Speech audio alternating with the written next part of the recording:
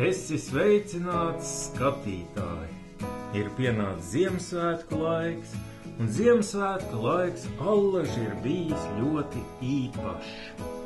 Šis psihiski ir viens no vissasprindzinātākajiem laikiem, jo mums tiek uzdoti lieli jautājumi, vai mēs esam vientuļi, vai mums ir ģimenes, un kādas ir mūsu ģimenes, un vai man gribās būt savās mājās pie savas eglītes, bet varbūt es ilgojos pēc kādas citas eglītes, un varbūt es ilgojos pēc kādas citas ģimenes.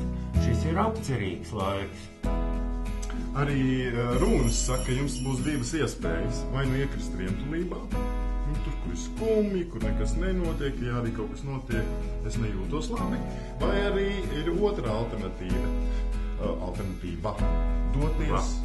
Doties tur, kur ir bērni, kļūt pašam par bērnu, pamodināt sevī bērnu, jo Ziemassvētki, labi, varat izvēlēties apcerīgs laiks, bet man labāk patīk bērnišķīgi svētki. Nevis bērnu svētki, bet bērnišķīgi svētki, kur no sirds ir jāpriecājās, kur ir jāpalaiž vaļā savu iekšējo bērnu.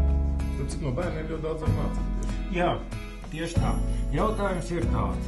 Kad tu, mīļo skatītāji, pēdējo reizi esi rotaļājies ar mantiņām, kad tu esi lasījis pasaciņas, kad tu esi skatījies pagaidī kādu citu multiplikācijas filmu, kad tu esi priecājies, smējies, un uz ko tu ceri, kas būs tavā dāvana maisā zem eglītes?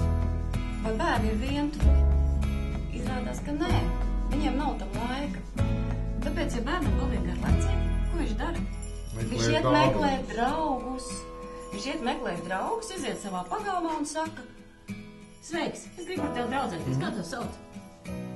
Un ko mēs varam sagaidīt kā pieaugušie pretī? Iespējams, kad kāds uzsmaidīs, būs pārsteigts un mums sāksies saruna. Iespējams, kāds būs pilnīgā neizpratnē. Bet tur ir labā ziņa.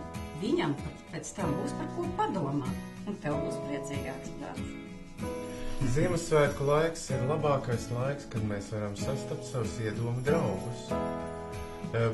Bet labā praksa ir būt par draugu pašam sev un atrast sevī kaut kādu tādu stabilitāti, stabilo centru, jo tad, kad mēs būsim kontaktā ar sevi, sapratīsim savas vēlmes, tas, ko mēs gribam, kā mēs gribam pavadīt savu laiku, kā mēs gribam pavadīt Ziemassvētku laiku.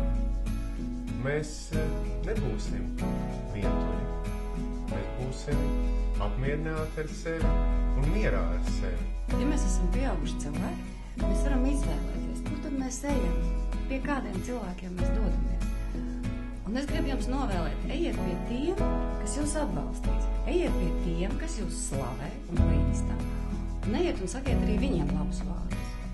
Apmainieties ar foršām sajūtām. Un dāvanām. Un dāvanām, jā. Protams.